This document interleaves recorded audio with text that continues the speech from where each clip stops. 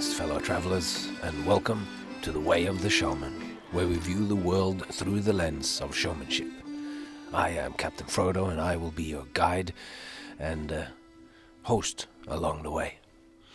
And I guess at these strange times when Australia is in the fiercest lockdown that ever has been known, I find it probably it is a trigger word to call you fellow travelers, as a lot of you might not be doing very much traveling at this very time. But for these parts of the world where I am residing in Norway, everything is still open. The international travel is still open to me, being double vaccinated, so I can go to Germany, even though there's all sorts of restrictions in place there. So that's been a blessing for me to know. So yeah, last week's episode started out talking about inner exploration, as I had promised a couple of weeks ago, and that there is of course a lot of modes of inner exploration, and I just talked about meditation, a sort of mindfulness practice that I had gone through and that I would probably benefit from continuing on doing, but haven't been keeping up with of late. There's a lot of stuff happening, but there was also of course non-meditative ways of exploring our innards, and I have done that through journaling and note-taking by just looking back at keeping a notebook with several like I might skip a bunch of pages so that I have different sections within that notebook. So I start out taking notes on one project, and instead of writing all the notes just in order in random, to be honest, I have lots of different notebooks, probably 6, and then I also have lots of different notes just using the Notes app. I am using Apple, and they have this Notes app where you can dictate into it, or you can just type in a regular old way as you do with your thumbs. And I spend a lot of the walking with my dog typing in, and then I go, oh, here's an idea for my dinosaur show. All right, I'll just open that note and put them in, and then they're in a jumble, and then I take this note and copy all the paste or send it to myself as an email, and then I copy all the text into a document and then work on it further when the time has come for that. So these kind of things of looking at just notes and looking at the sequences of notes, there you see how the ideas have developed and stuff. And I also write down in the different notes else that I can get my ideas where I just have daily thoughts. I have a note that's that where I don't know where they go. That one is often a good place to know, what am I actually thinking these days? What is it of the stuff that I read and the stuff that I hear and the stuff that I think that I go, this is an idea. I don't know if it's good or bad, but I write it down. Sometimes when I then go back and look at that note on my phone, then I can find, oh wow, there's a thing going on here, developing. Like the dinosaur show was one of those a while ago, and now it's getting closer to maybe happen. Anyway, I am getting lost. But the final section, which was probably the more sort of practical advice of last episode, had to do with synchronicity and just being aware of the world around you and the little clues and the little things that opens up. The sort of a bit new agey kind of thing of going, if you ask the universe, it will provide. But that's also, of course, something that is practiced by chaos magicians, where, writing things down and making it into a kind of formula and saying it, that means that you are now fully attentive to wanting to make that thing happen, and you will be able to catch all the little details and all the little possibilities that are out there that would help you get towards that goal. So yeah, we explored synchronicity at some length, and told through the story of me being picked up by 2 Australian boys and taken into the best part of my life. Yeah, it was a good time. And that basically leads us up to today. And about today.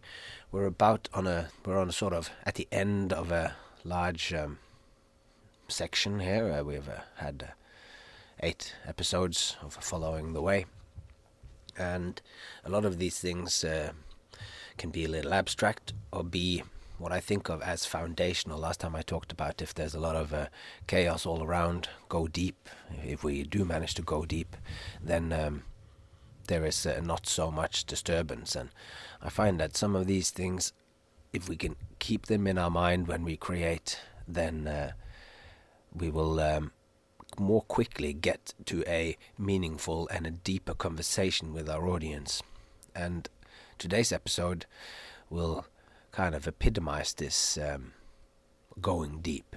We're going to look at human perception and a few questions that are real foundational as to what a human being is. And in doing so, I think we will have created a nice solid foundation. It's now become part of the way that we talk and the way that we think, that we have this inner and outer. And of course this is, like, as I said when I brought this up, it's kind of something that we think is almost an inane thing, but as we have talked about it now over the last bit, I think we're sort of getting familiar with this way of thinking. And today we'll go real deep, and then as of next episode we will start to not look at what it means to be human or what it means to exist in the world. We will look specifically at what a show is, and as how I see a show. And as we do that, we will then start to link up some of these ideas that seemed a little bit more abstract, and it's now going to go down to brass tacks as we, over the next few episodes, look into specifically what a show is, how can we break it down in a way so that we can always ask good and beautiful questions about the work that we see or the work that we're about to create. And after that we will expand that exploration to not just look at what exactly is a show, how can we break down and create a little map of that for our onwards journey, but we will then look on what is showmanship itself. And as we do that, we are into the heart of this exploration and what it has been leading up to. And then after that we will then go see where it if you want an overview of this episode, I'm realizing that I'm doing a little bit of an overview, but we've done that in a previous episode. So with all this said, just say it's a pleasure to hear from you. I heard from Al Miller the other day, just sending me a message and saying that the last episode had inspired him. And if there's anything that I would hope that these things do, it's to inspire you to go deeper, and also just to expand out into other projects, which is a lot of the feedback that I get is from you is that people, after having thought these bigger thoughts, they are prepared and ready to take on projects bigger than what will I do for my next trick, but thinking of ways to put things together, or even in their own life taking on other projects. So that is inspiring for me. And on that note, I'd just like to say thank you for listening and coming along on all these journeys. I'm about, within the next, if it goes the way that it goes now, it looks like within the next few weeks I will hit 10,000 episode downloads. Not big by the world standard, but very big for me. Thank you so much. And for now, let's go on to the big ideas.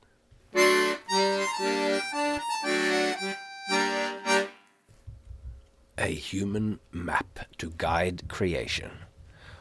Or possibly this is an attempt to make a further map of what it means to be human, and by pinpointing some of these ideas, we will be able to use these as a guide and to ask some more direct questions to move us along in creation.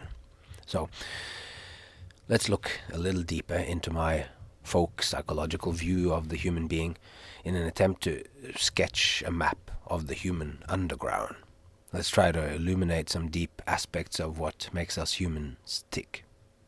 As ambitious as it might be, I'd like to offer a few perspectives on potential structures of our inner experience as I see them. Knowing yourself, and thus knowing others, which is the people that we will be performing for, is to me the most fundamental starting point in creating and tailoring my own creations. As abstract as it might seem, I both fully believe in the usefulness of having thought about these things, and personally I find these things also particularly interesting.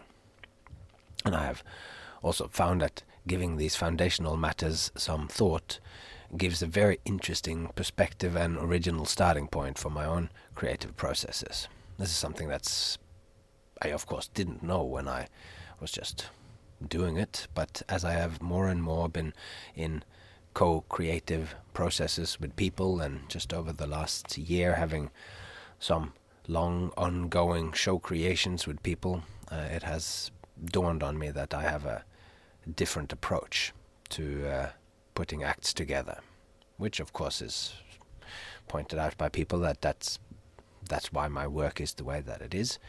And I guess these are the reason why we're going so deep, is to help you as well get this kind of point of view, give you the lens of showmanship that I have, because this kind of thought can spark novel ideas and approaches to ideas and potential material for performance, which a regular little jam on the floor in a rehearsal space might not stumble upon.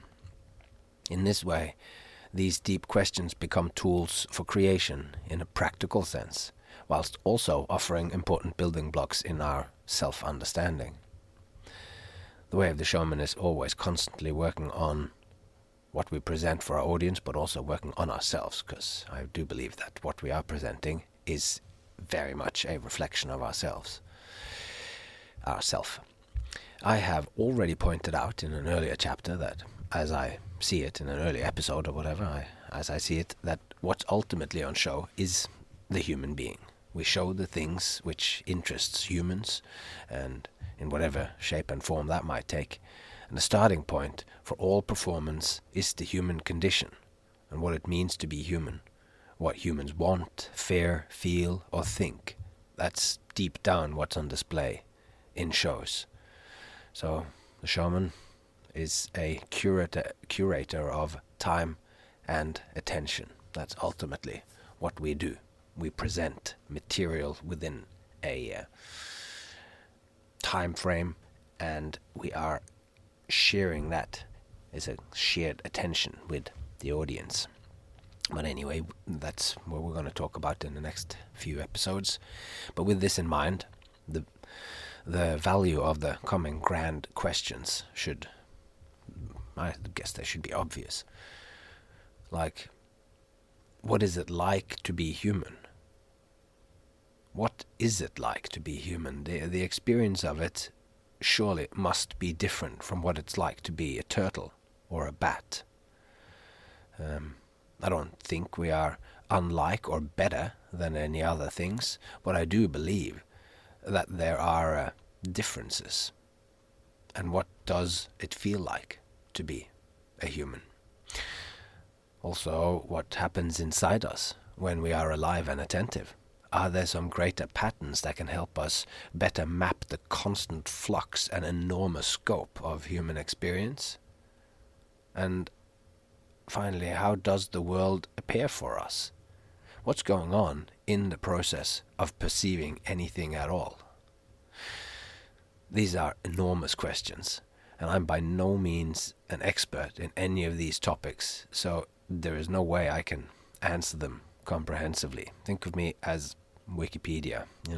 It's a great first entry, but ultimately into a subject, but ultimately you have to continue on the exploration, because the attempts to answer these questions by philosophers and scientists and scholars fills whole sections of the libraries. My only credentials is that I am an enthusiastic explorer of these particular shelves in the libraries. Along the way I have, like any artist is wont to, puzzled together my own understanding of the territory from the particular point of view of a showman and a performer. And no doubt it's flawed and limited. I might be ignorant of the existence of whole sections of the library, but all I aim for here is to provide you with some sketches of what I've found useful for myself and my work. I'm not going to attempt to directly or definitively answer these questions, for that they are way too expansive, and I guess ultimately the history of philosophy that's what has been attempting to answer those questions. Because as with all beautiful questions, they send you on your way seeking answers, and the trails and routes you follow might lead you to interesting destinations. But the full explorations of these questions is best sought by yourself. I've included the questions that I just talked about as potential sort of trailheads for your own exploration. But that said, I will touch on the questions all the way through this chapter as well as throughout this book. So let's take a stab at the last of those questions. What is perception? Like, how do we interact with what our senses reveal to us about the world? What does it mean to sense anything or to perceive it? The world reveals itself to us in a barrage of sensory stimulation. Our eyes and ears, and because as soon as we step outside or wake up in the morning, our many senses receive sights, sounds, smells, tastes, how our body is in space, and sensations of touch. All this comes towards us. Light waves and sound waves travel through space and time to enter into us through our eyes and ears, and the sound waves quite literally moves us. It vibrates our eardrum as it hits. The sound vibrations make their way through the ossicles to the cochlea. The cochlea is filled with fluid, and the sound vibrations travel through it like the ocean waves, kind of. Some parts of the world quite literally enters into us through our senses. Our brain, which processes all this information, is almost completely encased in bone. All the brain knows about the world enters through these little holes and canals in the brain casing. There are certain things implanted in us about the world through our genes, certain instincts and inclinations, but leaving this aside, the absolute vast majority of knowledge we have about the world comes to us through our senses. My experience of myself is not just found in the brain. My body is also very much part of me and shapes my experience of myself and the world. It tells me that there is something which is me, and that there is something which is not me. There is something which is going on inside me that is not immediately accessible for others, just like I can't ultimately know what's going on inside another person. And I remember being a kid and having a conversation with some friends about a red mailbox, and the gist of the conversation was that I couldn't really know exactly what they saw when they saw the color of the mailbox, and I couldn't really know what they saw when they saw a red, or saw that red, or that red was the same as what I saw when I saw red. After all, I was colorblind. Still am. I'm a bit murky in the red-green part of the spectrum, particularly how greens and browns separate.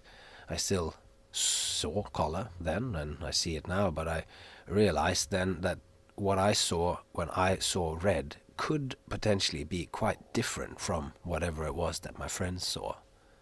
And this might have been my first kind of folk phenomenological conversation. Like, phenomenology is the study of experience, not just the way that the mailbox is, but how do I actually experience the mailbox. And in that moment, I think that's when I sort of first grasped that my experience of the mailbox was distinct from the mailbox that they saw, or indeed even that I saw. Like, I experienced the mailbox, and the mailbox is there, and I grasped that there was a difference between the mailbox as a thing in the world and my experience of it. Both those phenomena are subjects one can study.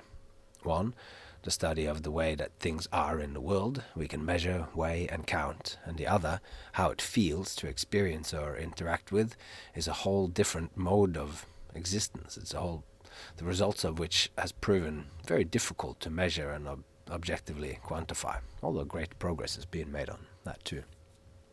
So let's look at the steps of perception, steps of the process of perceiving something. Because in my simplified mapping of the process of perception, the first step is that the world comes towards us and into us. The second step is then what happens when we meet this sensory content. The world enters us through our senses. Inside us we experience it and connect to it. And even though our brain is hidden inside all this bone, we experience the world as immediate and do not feel hindered in our perception of it. Only in very certain cases, such as with optical or sensory illusions, do we get glimpses of the limitations of our perception, or that there is any kind of shaping of the sensory input by our biological functioning. For instance, we rarely consider that the biology of the lens in our eyes that makes us see the world differently than a fly, which gets their visual information about the world from compound eyes, or how our ears only hear sounds within a certain spectrum, but there are certain high or low-pitched sounds that we just can't hear, but that nonetheless they are there, and certain animals, they can hear them and can see them. On top of that, our brain processes the information in certain ways, which in turn shape the input in ways, for the most part, which is, invisible to us. The study of illusions, of course, is near and dear to my heart. We can learn so much about the world by studying how we perceive illusions and how they demonstrate ways that our perceptive process goes wrong. This is, as we've already looked at in length, a particular field of interest for magicians. Science does study illusions, but it's very much a niche field. In part, this could be because of its interdisciplinary requirements. Understanding illusions require a lot of different kinds of knowledge. Scientists study illusions. If they are, then they could do well with, I would say, always having a master magician with them in the laboratory, since the main focus of magicians, what they're right in the wheelhouse of what their interest is, and real practical explorations are illusions in all their expressions. And another factor that might be an obstacle in studying illusions is that ultimately they don't sort of exist. The illusion is not something which exists in the world on its own. The illusion is something which happens when our inner experience combines with the outer sensory stimuli in a certain way, like a disjointed way. It's the result of a kind of breakdown in our interaction and understanding of the world. It's a breakdown in our conversation with the world. It's when what our senses tells us stops making sense or stops conforming to what we think we know about the world or what the world is. You could say that an illusion is experienced when our conversation with reality turns weird. I like that space, to inhabit that. How much we can perceive is also affected by the acuity of our senses. For instance, if I am not wearing glasses, there are things that I will miss, and thus connections I will fail to make. And this might make me feel annoyed. When there are no detectable illusions and perception goes smoothly, it might not be immediately obvious that we humans add anything at all to the process of experiencing the world. We might not notice that we shape what we sense. If you don't think about it thoroughly, it just seems like the world appears to us the way it is because that's how it is. On one level, I guess I think that's true, but it is more complicated than that. The different wavelengths of light which enters through our eye holes appears to us as colors. Let's say the wavelengths tell us green, different shades of green and shade, and some other darker colors, browns, and we also see the shapes of the thing, and we look at it, and the tall brown column is immediately connected to the fluttering green above, and this connects in us to the category which we call a tree. We make meaning out of all of this sensory content. We quite automatically and immediately puzzle it together into a tree. And that process is normally quite unconscious. We place the sensory data of sight and sound, and like the sounds of wind and leaves, into a mental category of tree. We neatly frame the leaves and the branches and trunk into one thing. We can see that it's separate from the tree next to it or the grass behind it, and this is a most matter-of-factly process for us, but as engineers have discovered when trying to make robots do it, it's a very complicated affair. Just this framing and knowing where one thing ends and one thing starts and ends and another thing starts, it's very complicated, yet for us it seems simple and automatic. So let's go over that just one more time. Let's say we look at some other sense impression near the tree we saw just before, and it has a new but similar shape to the last. But where the other was brown, this one is white with black spots.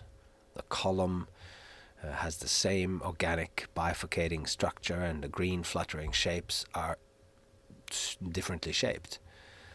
Our mind is not surprised or confused by these variations, and it quite instantly collates all the information and tells me that it is another kind of tree next to the other one. In this case, it's a birch tree with a well-known black and white trunk, so prevalent in the Norwegian forests. So we might never have seen this particular tree before, but we have a mental category which fits that particular conglomeration of sights and colors and rustling and shapes as firstly a plant, and then we might put it into the category of tree, and then a birch tree, and finally perhaps the particular tree which grows out of the cliff face outside my caravan. And if we don't have specialized knowledge about that particular species of tree, say we grew up in the tropics and never had seen a birch tree, we would place it in the category of tree and wouldn't go any further perhaps. And if we had never seen a tree at all, say we grew up above the tree line on a mountain where no trees grow, anywhere above roughly 2,000 meters, there's not a single tree. If you grew up there, then we would probably still be able to categorize the birch tree as a plant at least. Our knowledge of the world directly impacts how we grasp the world. We instantly make the connections and categorizations. Yet these two steps, as I think, are separate. One part is given to us from the world, and the other is offered or sort of added to or connected to by ourselves. Just like there's the inner, or there's the outer world, and then there's the inner world, and then there is that intersection, the between, the interesting place. And we perceive the world with our senses and then make sense of it by connecting all the different sensory inputs together into beings and objects, and the creation of connections and puzzling together of percepts, things that we have perceived, like the whites and blacks and rustling greens into a birch tree in our mind, is a participatory process. We participate in the creation of our world. The world does not just come towards us and we passively receive it. We take part in the shaping of it in our experience. So just to make sure that I'm not saying that the world is not out there, and I'm also not saying so the world is not just out there and we perceive it. It's a participatory process, and we constantly have to update our inner experience and our thoughts of the world with what actual information from out there. And this learning how to think and stuff, we talked a little bit about in the last first season towards the end there, and this time here with fake news and a complete breakdown of trust in people who have studied things like expertise. I think this is important to keep in mind. Anyway, that we add a whole lot to the sensory input becomes more obvious when we look at the process of reading, for instance. As infants and children, when still is so much we don't know, we look at things like lettering on a sign, seeing black abstract squiggly symbols, but we can't make any meaning out of it until we've learnt how to read. Before we learn how to read, we lack the key to unlock what ties the abstract squiggles we call letters together into meaning-bearing symbols. If I'm a child and I don't know how to read, or even don't really know about reading as a concept in the world, seeing the squiggles and not being able to read them does not irritate me. And if I don't know how to read, but if I do know how to read, but the letters are diffuse or too small for me to see without my reading glasses, or without I'm calling them reading glasses, but I have to wear them all the time, else I don't see anything. But anyway, if I'm trying to read and then I can't, then I get angry at the idiot who printed these sushi menus with such terribly tiny type fonts. They're just like little squiggles. But so until we learn to read and understand the black abstract squiggles and their relation to sounds and phonemes and how they connect into words and connect together into sentences, they're just a chaotic mess on the paper, no different from the markings made on wood by wood-boring beetles. You might even marvel at that annoying menu and then just enjoy the beauty of the script. At least that's possible if you realize that it's actually, you've grabbed a menu that's actually written in Japanese and you go, oh, it's very pretty. Something complex like reading is quite easy to see as part of our perceptive process. It's part of a specialized knowledge which allows us to understand an aspect of the world. We meet these things. Maybe it's not the best example because it's all very artificial, but still, specialized knowledge of plants and nature or any other aspect of the world are also matters that are learnt and thus part of our cognition, but it's part of what we add onto the world, our addition to the participatory process of perception. As I've touched on already by revealing my frustration and anger with tiny type on menus, there is a further element to the perceptive process, and that is emotions and feeling. We are really completely indifferent to the world as we meet it.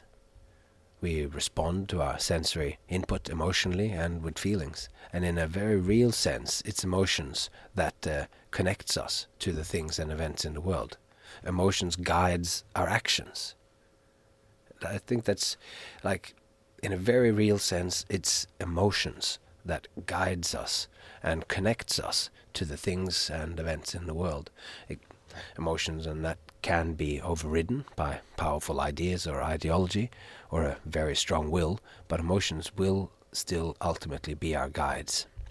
This brings us to talking about emotions and feelings.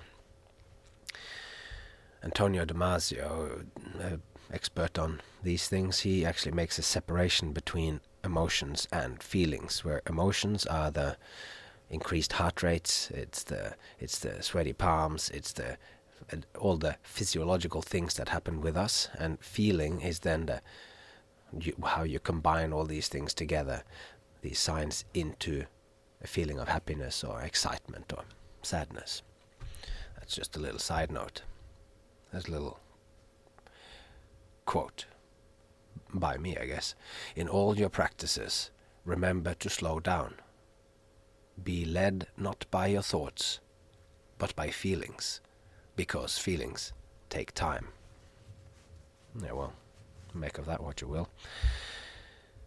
So there is feeling attached to any experience.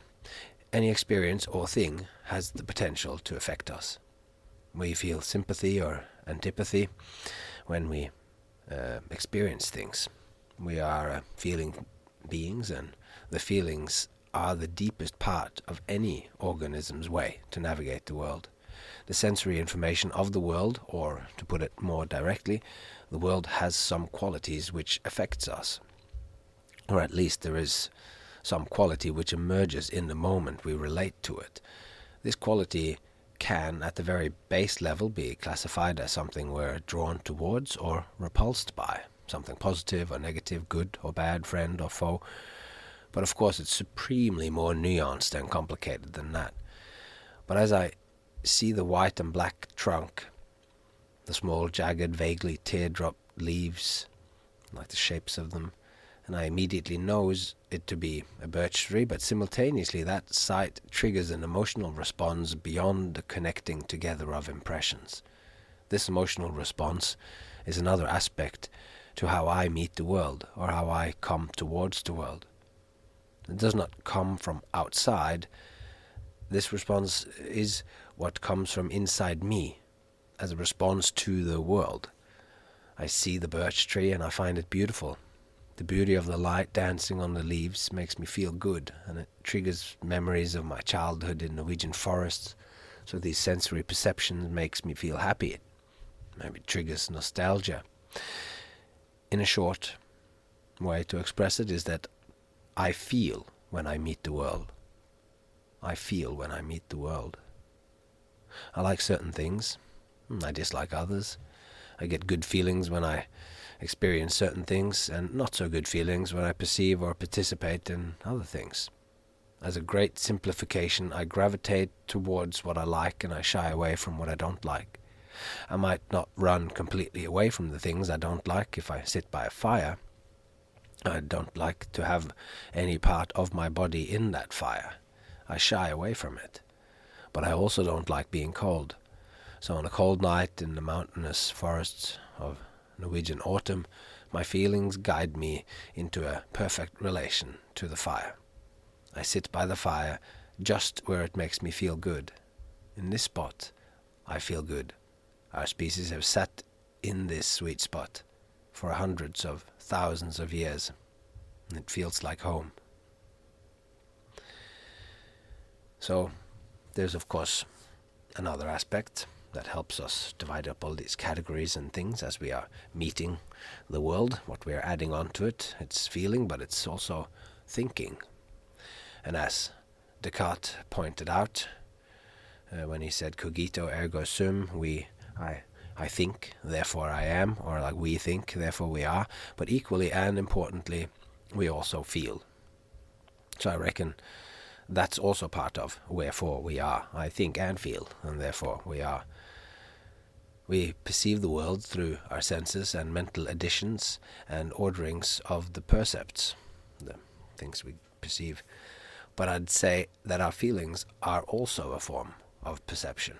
How we feel about what we have perceived through our senses is an expression of our relationship to it, and what we feel is an important part of what then ultimately guides our actions in the world, what makes us tick. Feelings can be seen as a kind of a compass to use on the way. When something has entered into us, we can think about it, form concepts of it, but once we have thought about it, our emotions helps to guide us in how to relate to it. Actually, our emotions can guide us even before we become consciously aware of what we think about something.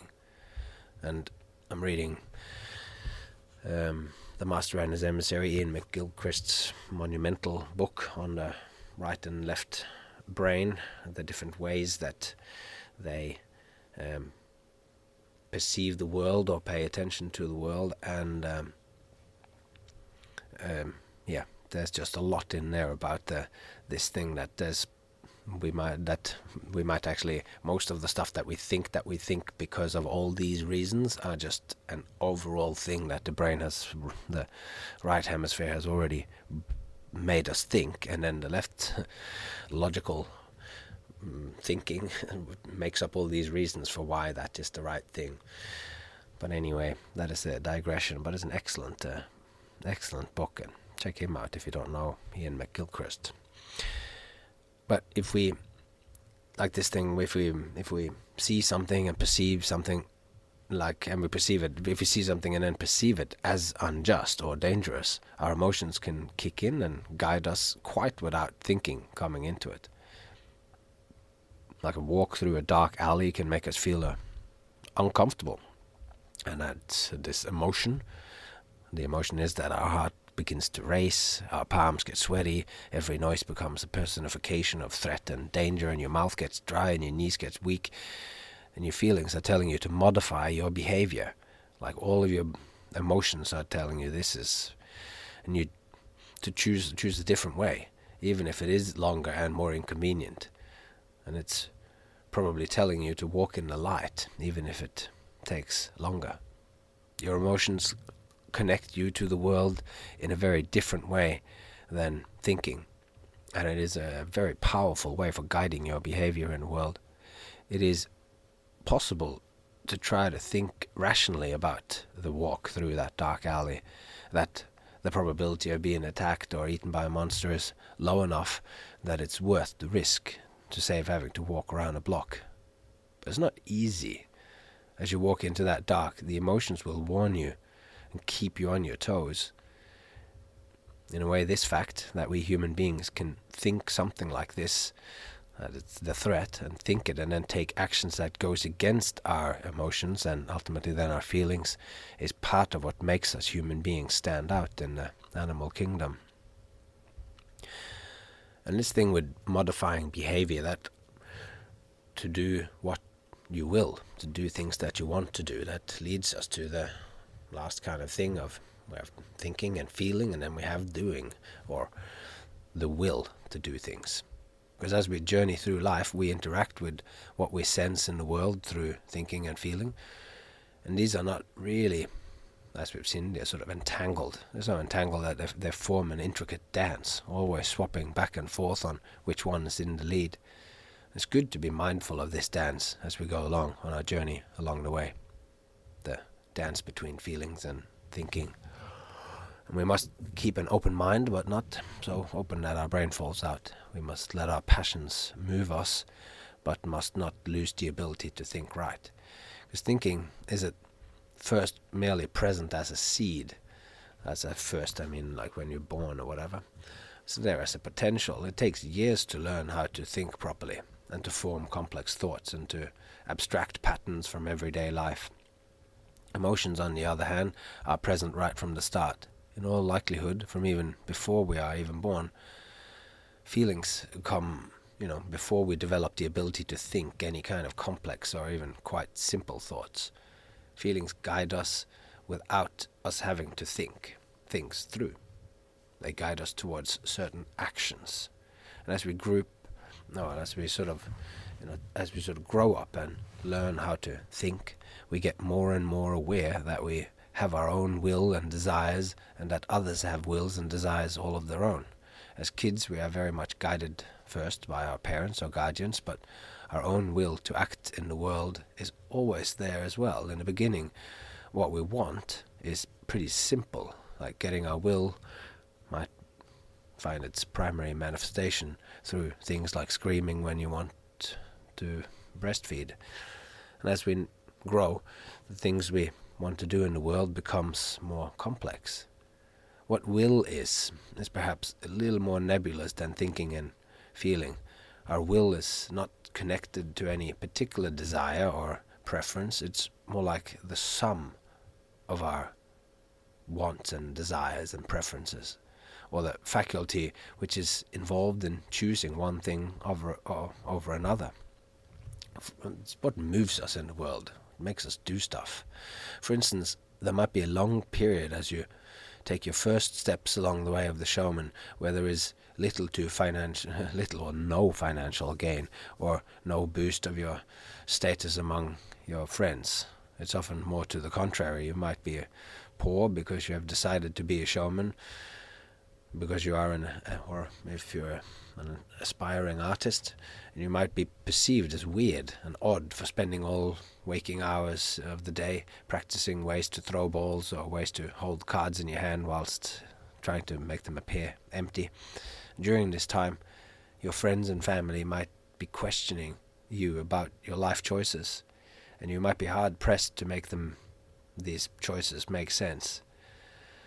As a well thought out system anyway, I did, or a career plan, you might not be able to convince them that this is a good idea. And during these times, it is your inner conviction that you are doing the right thing for yourself, which carries you through. I think this is a kind of manifestation of your will. It's like you see things you see a will manifest more easily when it's hard to go there, but you still pursue that angle. Even people go, "No, this is weird." Your will helps you maintain your course in the face of adversity. A good indication that you're on your right way is when these three faculties of thinking, feeling, and willing or wanting comes together. When you're going through your development, not just because of results out in the outer world, immediate or future, but when you are practicing your craft because it feels right, and you think it might be able to provide for your inner and outer needs.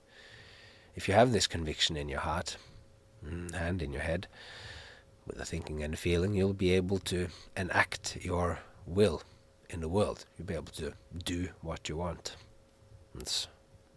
Maybe what you want is sort of like the sum of, it's the coming together of the thinking and the feeling. Anyway, if these three faculties align, you'll have no problem facing the fact that your work can and quite possibly will be perceived as worthless by others. The truth, like the outer truth of whatever you have decided you want, might be non-existent or invisible to others. The truth of it is just not possible to see, even when the inner truth is so bright and burning like a neutron star in your own heart. You might not achieve any results in the outer world in the beginning, but if your inner experience of its value and rightness and truth, then the fulfillment of your vocation is strong and firm, then you are on your way and have already arrived as you walked it. It's not about the destination, it's about the walking of the way. That's where we spend most of our time, as we've talked about before. So if you're doing something and it feels right and you think it's right, then you're well on the way to having a good life. Not just a sustaining life or having a good life, but you're on your way to make it better. Thinking, feeling, and willing, or thinking, feeling, and doing. And as I see it, these three faculties of thinking, feeling, and doing are the core faculties of experiencing and interacting with the world. And the reason I might be so aware of these three quite abstract concepts is perhaps that I went to a Steiner school or Waldorf school, and the education in these schools uses these three things. It has a sort of shorthand because it takes this threefold nature of the human being very seriously. And in that context, it's often said that they aim to educate the whole human being by targeting the head, the heart, and the hands, which can be seen as a shorthand for thinking, feeling, and doing, or as it's called, willing. For what it's worth, I'd say that these three main faculties, they are the kind of, as far as I think of it, as this is the kind of human soul. It's manifesting itself through these three sort of faculties.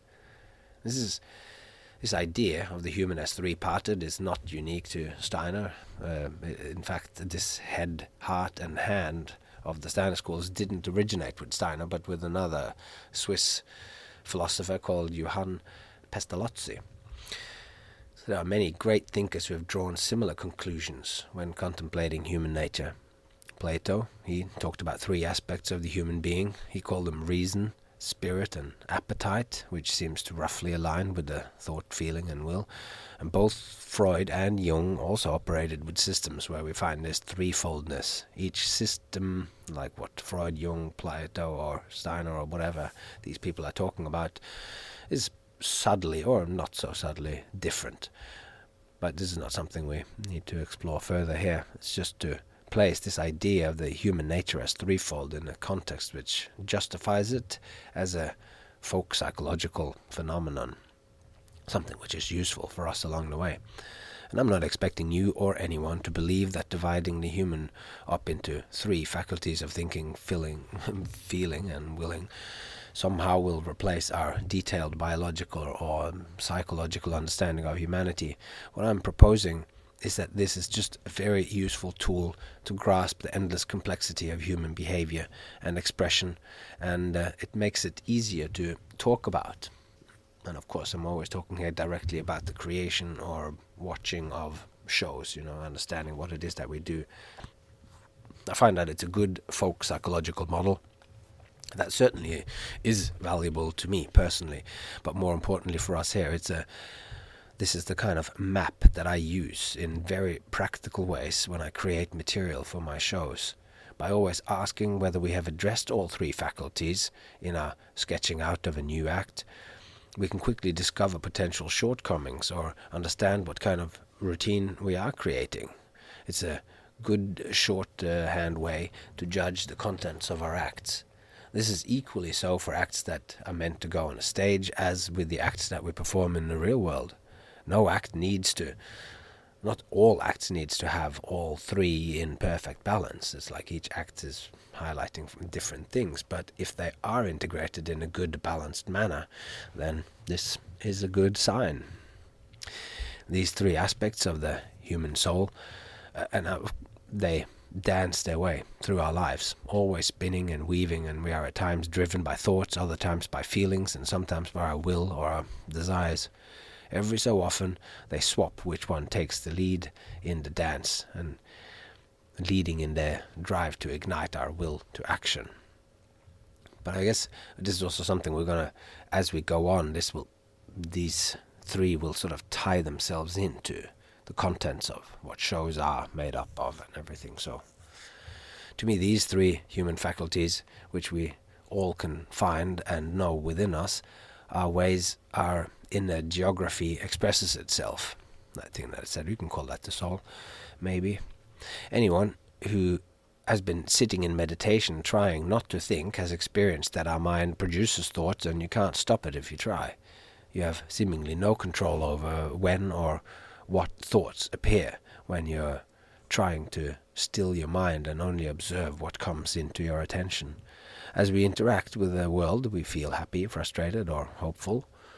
And even when the world around us punishes us with pandemics or cultural challenges of any sort, our will to create is still present in us, egging us on. This intertwined dance is, as I've pointed out before, kind of what I think of as the soul. And there are those who believe the soul to be some immaterial and everlasting thing in itself, and that might be. And there are also those who say that a person's unique biological and neurological makeup is what produces whatever comes together in their experience as themselves, and that might also be the case. That's what the soul is. But my point is that whatever the soul is, it is an expression of ourselves here and now, and regardless of what might or might not happen after we're dead, this life is our chance. We know this for sure. I want to live as if this life is my last, and make it count every day, every moment. At the end of the day, we're all walking into the arms of death, each step leading us closer. And there's nothing to do about that, but to decide the way we walk. And those whose thoughts and feelings align behind their will to act in the world, we could possibly be said that we are dancing. We're dancing along the way into the arms of death. And that turned a bit bleak there in the end, but I do believe that it's a good way, and to keep these three things in mind. If you find yourself lacking in any of them, then this is a good way to notice it and go, okay, well, that means I need a little bit of this or a little bit more of that in my life. All right, that was like a strenuous little walk upwards on a steep cliff along this journey. But interesting things I find, very interesting, and I find that these concepts, as we move on, starting from the next episode of this exciting page-turning adventure, we will start to see these human faculties sort of reflect themselves quite directly in the show and further on in showmanship and all that, and we'll all be better off for having considered it and thought about it. So, with that, I don't have anything more to say, but I mean, please though, tell some friends about this, share it.